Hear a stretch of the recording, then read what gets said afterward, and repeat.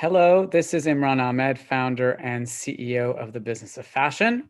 Welcome to BOF Live.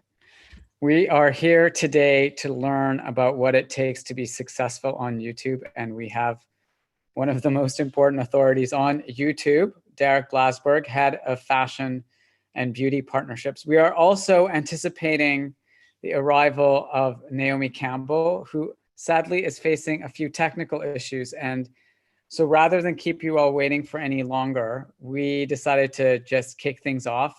Derek has plenty to say and knows a lot about YouTube. But Derek, in the first instance, just why don't you tell us a bit about what your role at YouTube is? I noticed some people in the comments on our Instagram announcement were asking, what does his job entail? Like, what does he do?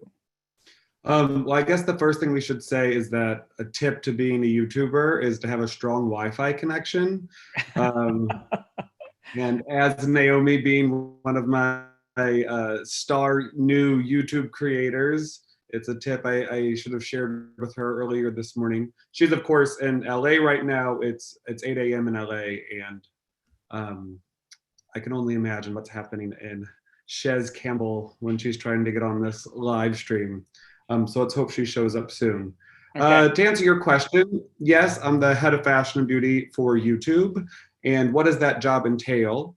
In the most simplistic of terms, my job is to help create compelling style content on the platform. So tell me when I get too into the weeds here, Imran, but we love weeds. Go over what that means. Okay. We love weeds. Okay, good. Oh, wow. You heard it here first. Imran loves weed. Okay.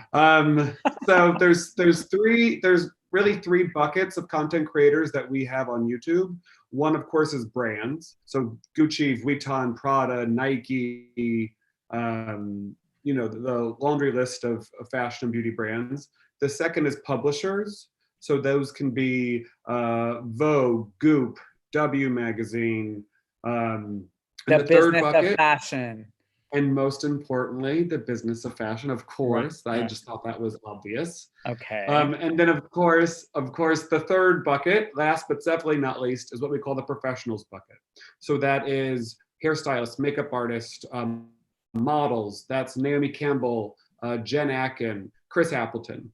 And so my team really helps identify who the right partners for YouTube would be, help content strategize, and help content curate. So there's a laundry list of best practices for YouTube that are often a little bit different than other platforms. I think people often compare YouTube to Twitter or Instagram or Facebook, and YouTube is its own ecosystem where longer content that's narrative in structure, that tells a story or teaches a lesson, that's what does super well on YouTube. And it's helping educate brands to realize the most of their potential. And Naomi Campbell's here, everyone. Finally. Well, her name is here. Oh, is it? I didn't see it. Okay, that's good. Anyway, so there she is. Oh, wow. Oh, there she was. She was there. Did that answer your question, Imran? It did. We'll give her a second to get situated. This is a fucking disaster. And my internet guy is here. The internet is broken. I hope I'm doing this on 4 or 5G. It keeps flickering. I hope it's gonna stay. We can hear you perfectly, Naomi. We can't see. I know, but it's now what's happened? Hold on a second. Now, how do I get you guys back? Oh God. There, you see me? There, yes, now we can see you. Amazing. Not good in the morning. This is too early for me. Naomi, we're live. You're on. We're chatting. The internet broke. Oh my God. My ultimate. Is Mercury retrograde started when that shit happens? It's like. Well, I hope that Mercury I didn't have time retrograde hasn't started. Did it start? I don't know if it has, but if it has, all of us, depending on technology connections for everything in our lives, are going to suffer. That's all. It's starting soon, though, Imran. It's starting soon. Is it? Okay, I'm gonna. Yes, it's not far away. Okay. Oh Lord, we gotta get all our Wi-Fi sticks now. The number one tip. You've heard it here first. It's a for an internet person to come to the house, visor, gloves, goggles, hazmat suit. Oh, Can't come in God. otherwise. Spray down at the gate. They must have gone crazy. Okay, It's well, like okay. we're really glad to have you, Naomi. Derek and I were just talking about his role at YouTube, and I wanted to start with you by just saying happy birthday. Thank you so much. What a Imran, big I'm week. 50. Ah! Yeah, no, I mean, I was seeing all the birthday wishes on Instagram and reading some of the articles, and it just made me think like, wow, I mean, that's a real milestone in your life, and 34 years in fashion. So happy birthday to you. Thank you so much. Thank you. How has your lockdown been, Naomi? I can't complain. My lockdown has been great. Speak to Derek every day. I'm not someone that's ever, I never get bored. And really, the one word I can describe it is adapting. Yeah. It's adapting. Yeah. Speaking from a YouTube point of view, what's been great about Naomi on lockdown is that, you know, Naomi's so naturally extroverted. She can talk to anybody about anything. I think there's always been a talk show host trapped inside of Naomi Campbell, but she's never been in one place long enough to actually flex that muscle. So while she's been in quarantine, we finally were able to sit her down, put her in front of a computer, and get her to do this whole no filter with Naomi Campbell series, which I don't want to speak for Naomi, but I think she enjoyed doing.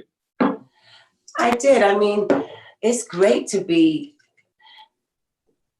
I enjoyed it because I also enjoyed the intimacy of it, and to share some of our stories that people may not have known. It really was just about sitting and talking to someone that I respect and admire, or someone that I know for a long time and been a very important part of my life and have played an important role in my life. And so it was more just like we were having the conversation and people were just peeking in. And Derek believed in my crazy idea because we pretty much was 48 hours that we said, okay, should we do this? What do you think about this, Derek? He's like, okay, let's get on it. And I think what the discipline was for me was the live part and the going through everything with Derek every night. I'm not here to get any gossip, to put down anyone. I know what it's like to be on the other side. So it really was just fun conversation. And each time it seems to happen that you found out something, the audience, they never knew before. Yeah, no, that's one of the best things about interviewing people, especially people who've been interviewed a lot, when you can actually find ways of getting them to talk about stuff they haven't said before. That's the sign of a real talent. So what we wanted to do today with the two of you was really to get inside the making of this massive YouTube success, because so many people in the fashion industry and beyond are trying to figure out how to make their presence on YouTube work. So my first question is, really for Naomi is like, what inspired you to join YouTube in the first place? And Derek, I'm imagining you had a role in that. So like, how did you first get Naomi on YouTube? Well, I can sort of speak to that. What was, this isn't the first time Naomi Campbell has been asked to open up her life and showed the people the real version of herself. But I think what's great about YouTube is that Naomi is her own producer, director, booker. She has final cut on edit, on approval. She can upload every day if she wants, or take 2 months off if she wants. So I think what appealed to Naomi was that she's in charge of her own story here. Right. Absolutely correct. Sorry, go ahead, Imran. No, I was going to say, so like you join YouTube and then, what were the kind of initial forays you made into content? Because No Filter came much later, right? No Filter came afterwards. But I'm sorry. Go ahead. I said, what was the approach that you took when you first started playing around with the platform? Well, I got to go, Derek and YouTube invited me to YouTube Black, YouTube, different little events that YouTube are having, and meeting some of the influencers in beauty and fashion, and got to understand how it works. And so, when we went to Washington to YouTube Black, I met with them after we had the big meeting one-on-one, after we did our talk. And I realized, some saying they load up 3 times a week, 2 times a week. Minimum is once a week. And that's what I'm doing. I'm doing minimum once a week. So my vlog is being Naomi. And we put out on Saturdays. So we're put out teaser maybe today, or sometimes we put out the teaser an hour before, and then we put up the vlog. And there's one tomorrow. I'm going to share all my birthday wishes, because my birthday video was so amazing with the people that wished me blessings and for a happy birthday. I wanted to share it with everyone. So I'm going to put that up tomorrow. Okay. So, Naomi, what were your original plans for your 50th? Because I know that you didn't plan on having your 50th in quarantine. No, that's the truth. That God's truth is, ask Desiree Ejo, my product manager of Fashion for Relief. I did not plan. I only picked the countries, but I didn't plan a thing, not one thing. I did not. Every time they kept saying, let's sit down with Etienne and Desiree, let's talk about what I kept saying next week. And I think part of it is, as you both were coming to, also to Doha. Yeah. And I think so. I felt like having I had to do Doha, which was going to be end of the 3rd week of March. Then right after Doha, I was meant to be in Nigeria for Arise, of which, Imran, you need to come to Arise. I know Desiree spoke to you. Arise is the one. And so basically, so it was basically like 10 days in between Doha and Nigeria. And then in between that, was meant to go to Mo Ibrahim's conference in Ethiopia with all the heads of states of Africa. So I was just like, I couldn't even think about the birthday, because my focus really was getting Africa and Qatar summit, that we were also doing a summit as well as doing a Fashion for Relief event, and bring a bunch of people in from African continent, and supporting Fashion Arabia, fashion, what's they called, the Tanya's award show? Fashion Trust Arabia. Yes, so supporting Fashion Trust Arabia, then Fashion for Relief. So my mind was really like, whoa, I don't want to think about any more events. So truthfully, I actually said to Desiree, maybe we should push it later in the year, and I'll just go off somewhere quietly. So there was nothing planned. There was nothing planned. And I feel the way it was is the way it was meant to be. Great. Yeah. Well, I guess we'll get to see a little bit of what happened when your teaser goes up. But back to YouTube for a minute. I mean, the first time I saw you with in the kind of YouTube mode, Naomi, we were at Euro Disney, and this camera was following you around. So one of the Charlotte Stocksdale, chaos, yeah. Exactly. One of the first ways I think you were trying to make a show is like they were following you places, right? Oh, they do. And that still happens because for more than one reason. They follow me constantly. Okay. Now on lockdown, I have a camera person that I trust, but what I can do is, YouTube has shown me, have sent me everything where I have a setup. I got so many lights and things and moving things, and that I can I Bluetooth and I can do. So in the beginning of lockdown, before it was lockdown actually, when I was in New York, when I came in from LA, I had someone filming me. Right. And then when lockdown was implemented, it stopped, and I had to start doing it myself. And basically, I'm good. Yes, we're filming everything for more than one reason. We film everything everywhere I go, on especially important trips of significance. So every time I go to the African continent, we film it. We don't film my everyday life, but we film the important moments. And even though we won't use it all on YouTube, I will use it for my documentary one day. So it's never going to go to waste, that content. And now that I'm understanding that the content is very valuable, I'm even more happy that I filmed it. But I mean, it's like, you know, there's so much content that I don't have that I have to collect. Right. From people, because you know, I wasn't with a cameraman at 16 years old, but we have footage from CNN, Elsa Clench, stuff like this. Yeah. Got it. Imran, Well, I think your favorite video of Naomi's is her on the airplane. And that's when I noticed, that's when we thought Naomi's going to be a hit. If she well, I is want to people, talk about the airplane video, because that's when I think people took notice. And it's important. It was important back then just because it got so much attention. And it's important now because it kind of seems prophetic in terms of the way we all have to live now. So when you were filming your airplane routine, I mean, did you realize what that was going to become? It made like headline news all around the world. Not at all.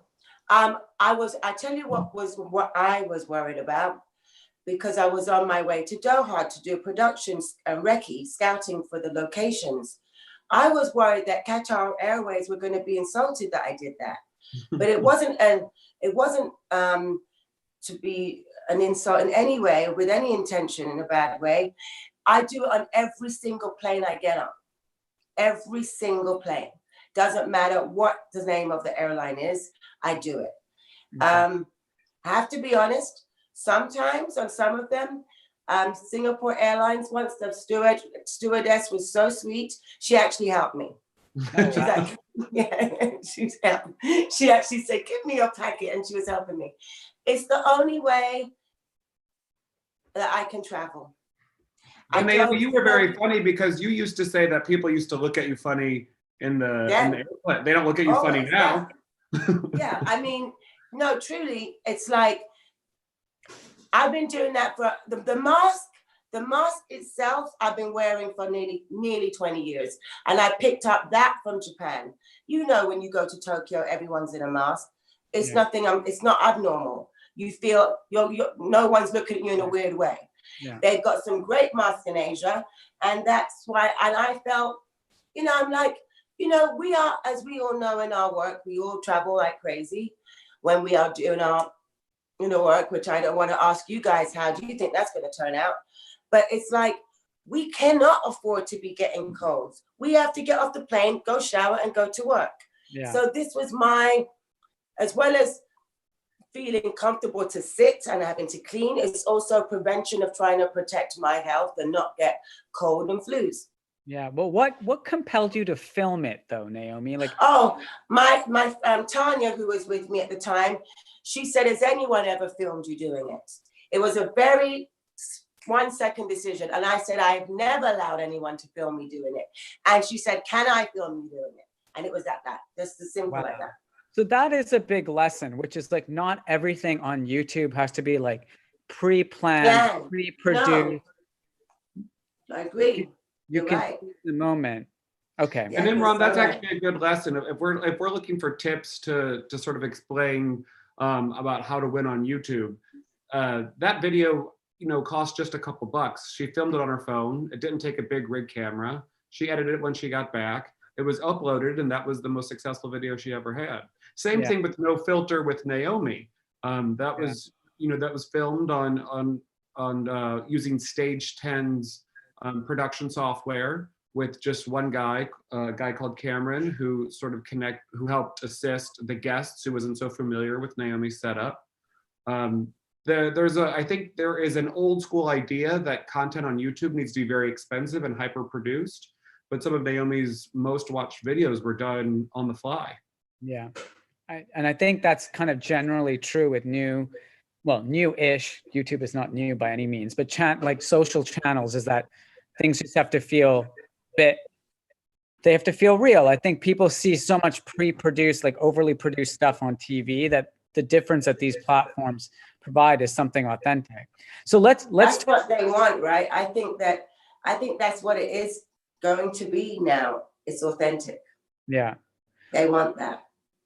So let's talk about No Filter, because I mean, I've managed to catch a few episodes, Naomi, and it's been really interesting to see the evolution of the episodes over time, but also to see how you change over time through the series. Like, how do you, like, you and Derek, I guess, were hatching this plan with 48 hours notice. Like, tell me about those 48 hours once you decided you were going to do the show. Like, what did you guys plan? How did it happen? I mean, I have my managers and my PR as well. I mean, there's a collaboration of everyone coming together to make this work. And everyone was on the same page. You know, we would have our conference calls, and we'd be like, okay, go. Everyone's going. Derek would be the last person I would speak to at night, just because we want to be organic. We want some type of guideline. And don't you think, Derek, in terms of, like, you know, I mean, I was nervous every time. I was nervous, even though I know the person for 30 years or 25 years but there is a vulnerability that comes with putting yourself live, isn't there? Yeah. And as we know, anything can happen. But I feel like everyone was in such a place of familiarity, comfort, safety in their own home. And so I feel like that makes it different. And I don't know if we were on a stage in a big studio with a live audience. I don't think that would be the same. And the trick, I think, for specifically Naomi's show is that, you know, we would often confirm the guest the day before, and then I would speak to Naomi the night before, and I would even sort of interview her. And she, you know, sometimes if it was someone like Christy Turlington, she had a zillion stories and she would start to remember ones that were super compelling. And then when the interview happened, we really leaned into Naomi's spontaneity. And then there were interesting things that came up in conversation that Naomi didn't even know. For example, when Anna Wintour did the show, Naomi was the first ever Black woman on the cover of American Vogue September issue. And when Anna took it to the printers, they thought it was a mistake. You know, like when she presented it to the brass, and Naomi didn't know that story. But when you're talking so candidly and familiarly with friends, I mean, Naomi, I think Naomi worked with Anna the first time like 32 years ago. So they've known each other for 30 years, but she never knew that story. Yeah. So what's great about YouTube is getting that familiarity out there. Yeah. It's interesting because this kind of medium, even the one that we're using now, it levels everyone on you know, like our industry is so filled with hierarchy and a pecking order, and, you know, front row and back row, and who's invited and who's not invited. And I think some of the conversations that I've been seeing happening in these kinds of forums over the last few months have just felt like it, you know, everyone's a square on a video screen now, you know? And so I guess, yeah, there's that kind of comfort. So Naomi, what was the episode you were most nervous about? Derek.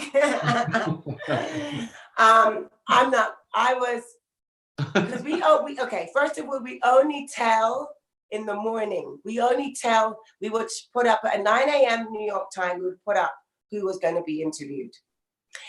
And when we put up Anna, Dame, let's call her real name. When we put up Dame Anna Wintour, it was a buzz. I couldn't pick up the phone after that.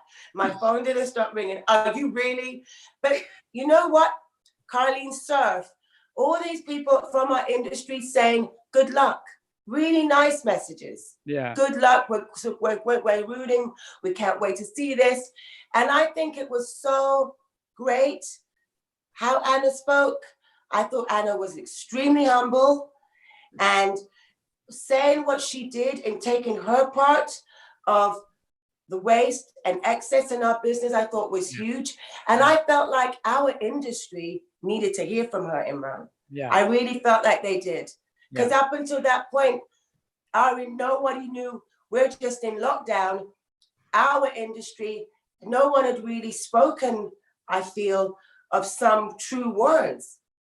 You know, we don't know exactly, we are in uncertain times of what we're going to do and how fashion shows and what's going to happen.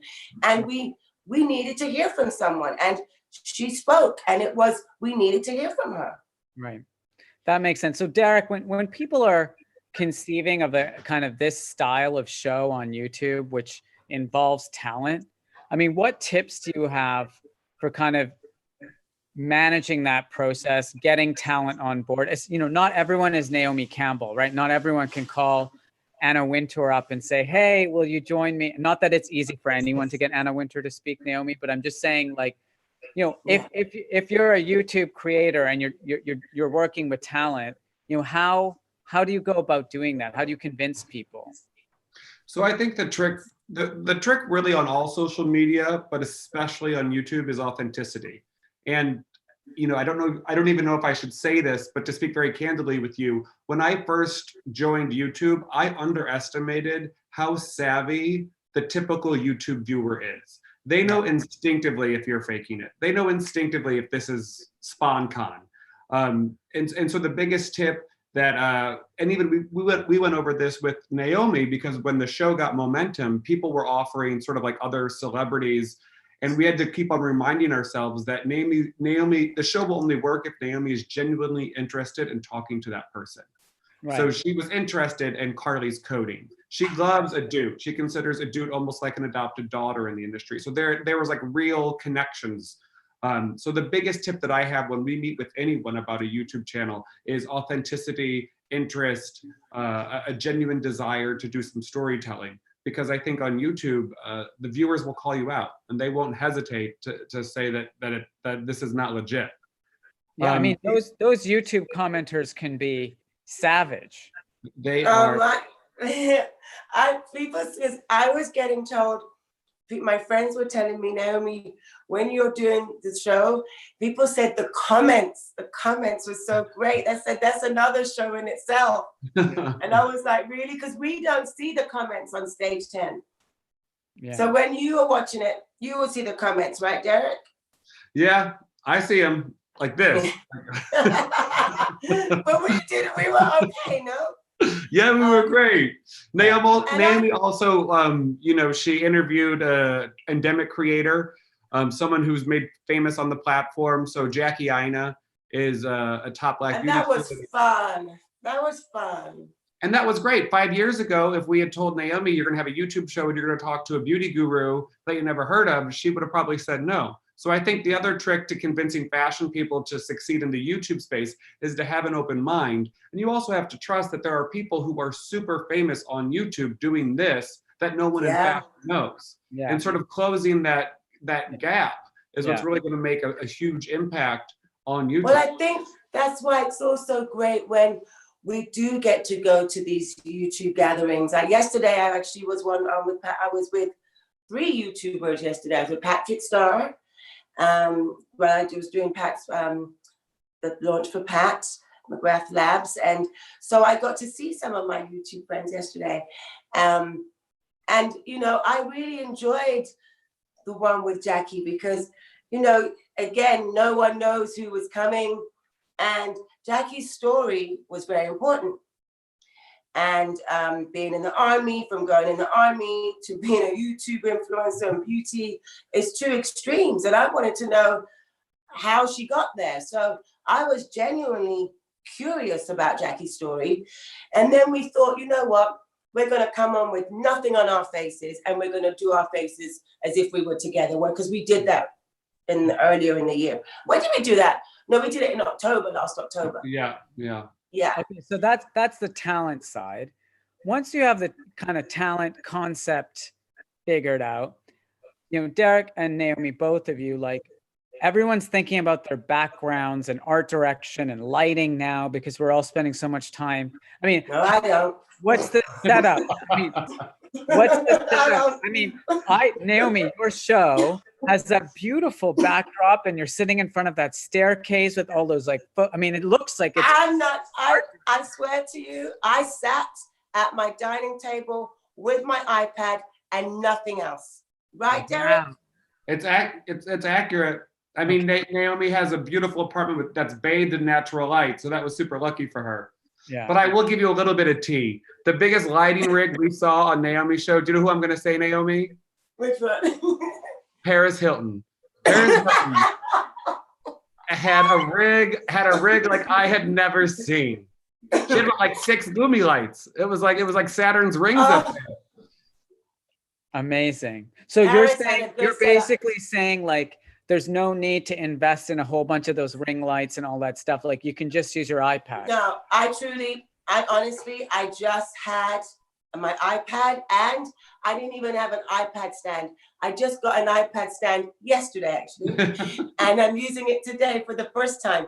My iPad was leaning on my books. I had 4 books stacked and my iPad was on top of that. Wow. Okay. And another insider trick specifically about lighting and production, all those beauty secret videos, those are done on just a simple Lumi light around.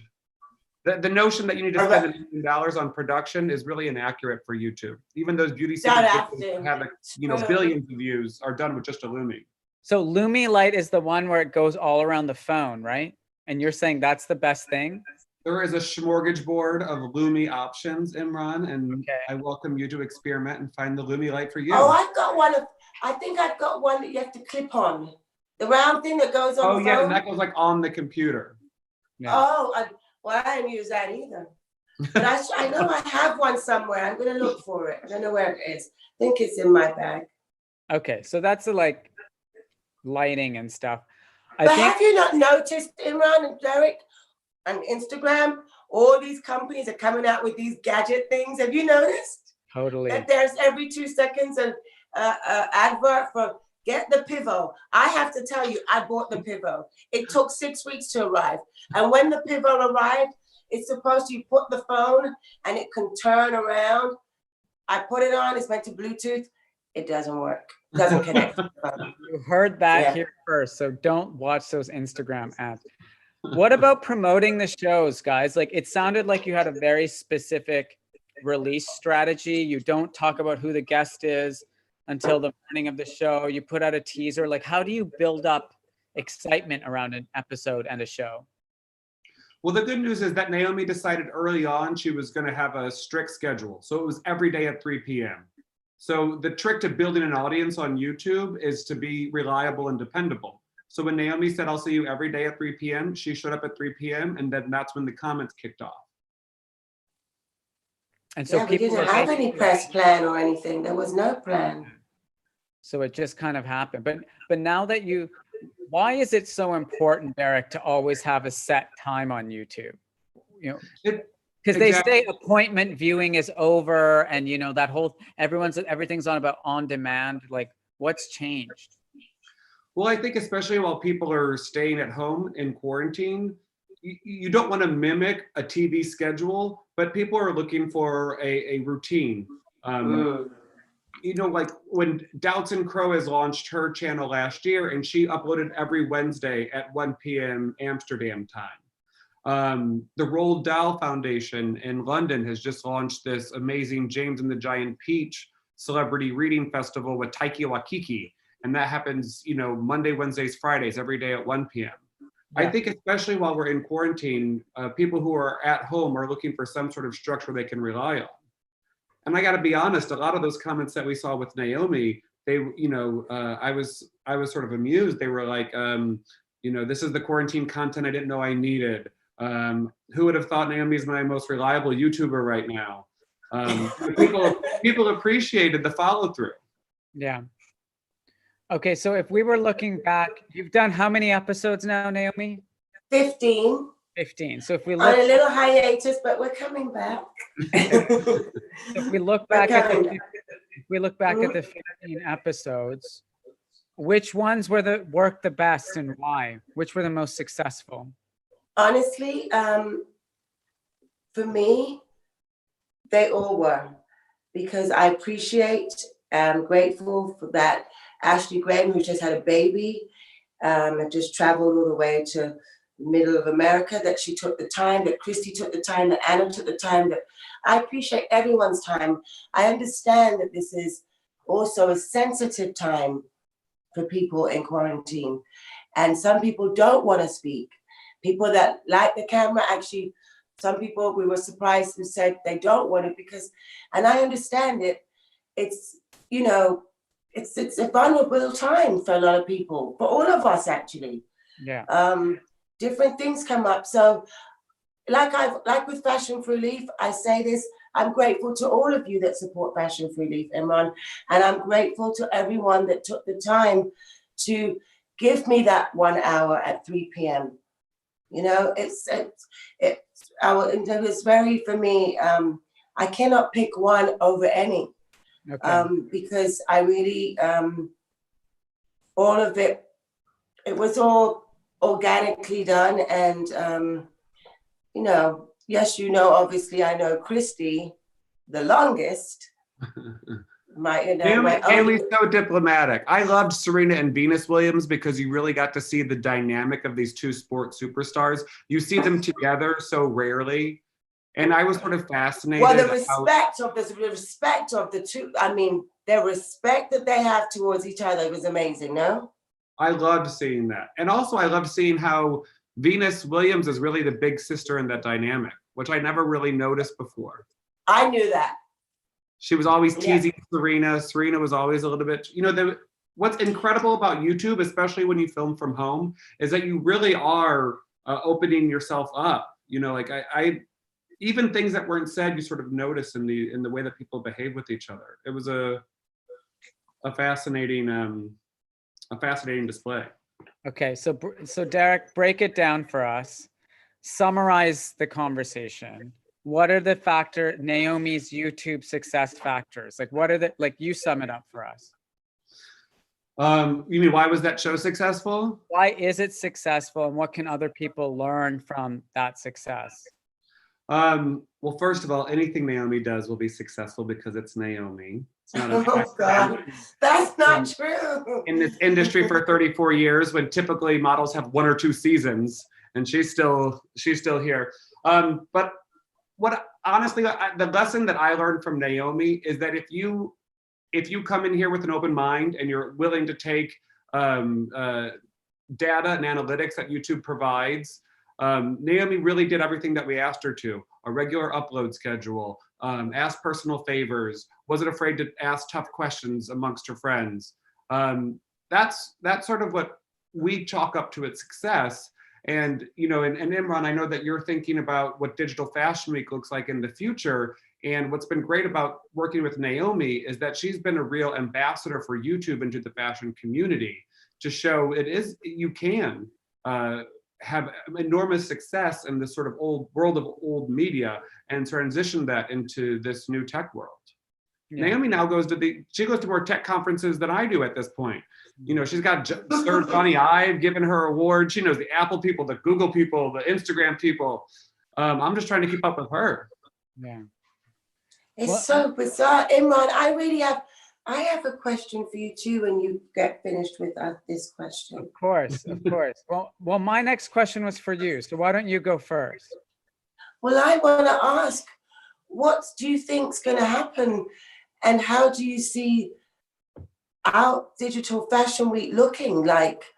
You know, is there some type of rollout or plan? Because it's, you know. I mean, that's the literally like billion-dollar question right now for everyone in the fashion industry. What I know is that it's going to be really, really exciting and different. And I think it's going to be interesting to see how the people who are driving for change and kind of seeking out to do things differently, how they negotiate with, you know, the system that has been in place for such a long time. Right. I don't think anyone knows exactly what it's going to look like. I think YouTube, Instagram, have a role to play in terms of being a platform where the content that people are creating, and that's already happened for many seasons now. I just think that's going to be accelerated. But I also think, I hope it slows down. I hope there's less fashion weeks, but better fashion weeks. I hope there's less fashion shows, but better fashion shows. Yeah. So then what about like, what about models walking in the audience? How does that work? That can't work, can it?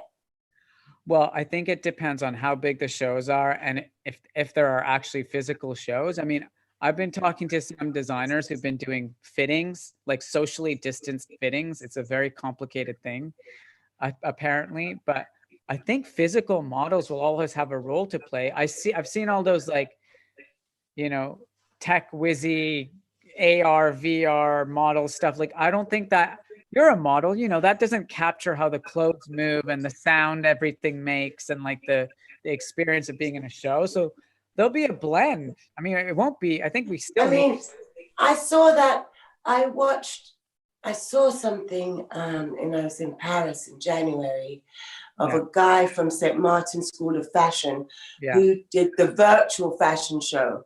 But the changing of the clothes. Did you see this? You know, no, I got this guy's name. He's at St. Martin's School of Fashion. And basically, I was like, well, wow, if he comes with this, I'm out of a job. It's like, you know, but yes, but interestingly, the timing of it, it's a possibility that concept is that could be used, that technique, because you got to think about, I mean, I don't want that for the models. The models need to feel and wear the clothes. It's going to be, I'm just trying to fathom how that's all going to work. I mean, I'm going to shoot my own self next week. I'm going to shoot my own Valentino picture. I'm like, oh, it's. Yeah. Well, I mean, this is certainly, I mean, what's interesting though, is like, it'll force innovations. Like this whole conversation we've been having today, you would probably never have done a sit down talk show on YouTube were you not in quarantine and had you not a great advisor like Derek to like nudge you along a little bit. And, you know, it's well, it's true. And the time, and also because we're always too much on the run, and that's the truth. We're always on the run. We're always jumping, and we never have time to sit down and take and be still. So that's, you know, this has been the lives that I've lost from this virus is beyond heartbreaking and awful. Yeah. But on the other side, the upswing of coronavirus, the innovation around the world that I've seen come out, and the compassion. Yeah, it's really, I think I'm looking forward to the new reset. I like to call it reset. I'm looking forward to it. Yeah, me too. And I guess we don't know exactly what it's gonna look like, but we just have to be open to it. Yeah. Derek, any final words from you before we sign off? New normal. They're writing the new normal. What's your thought? What's your thought on Fashion Week, Derek? I mean, and what role can YouTube play in it? I mean, at YouTube, we're developing a whole bunch of ideas, but ultimately, I mean, I don't want to start a whole nother conversation. It sounds like you're trying to get us off the phone. Me and Naomi are happy to stay here all day, so I don't know why you're trying to get us off. But Naomi got us into the future of Fashion Week, and then I figured, like, well, so we know the 3 questions. At YouTube, we know the 3 questions. We know that designers need to figure out what they can show. So will these designers have clothes? What can you show? How can you show it? Do you want to have a runway show in an empty amphitheater like Armani did in Milan in February? Do you want to have an AR VR show like Naomi mentioned about the designer from Central St. Martin's? His name is apparently Garrett Jacob, by the way. Do you want to have a virtual show? Do you want to have a virtual showroom? Imran, do you remember when Victoria Beckham launched her collection? I mean, it was like, I don't know, 10 years ago, and she did these small, like little showrooms. Little appointments, Will she do one of those? And then also when? So we know the questions are, what can you show, how can you show it, and when can you show it?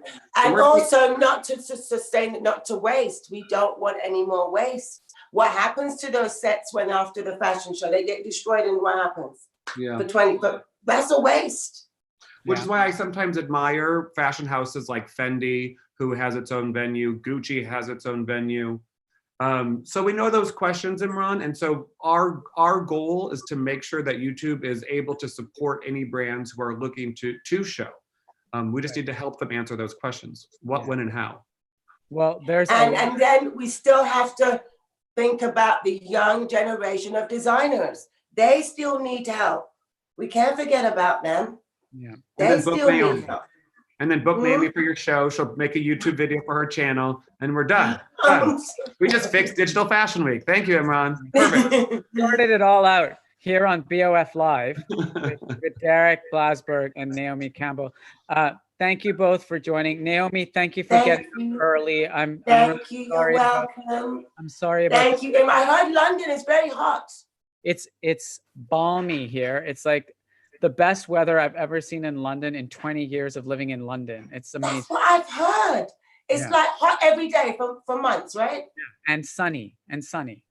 So wow, fantastic. Yeah, it's beautiful. But I hope to see you both in person soon. Thank you so much. Derek, thank you for your tips and advice. For anyone watching who wants to learn about how to create their own YouTube show, I'm sure Derek can point us in the direction of many good resources. And his team at YouTube have been really helpful with our team at BOF as we've been building our own YouTube channel. So they're really amazing partners. And as you can see, when you bring two partners together, you can create really, really amazing stuff. So thanks to you both. Thank you, Derek. Thank you, Imran. Love you, Derek. I'll call you afterwards. Yeah. Bye. Bye, guys.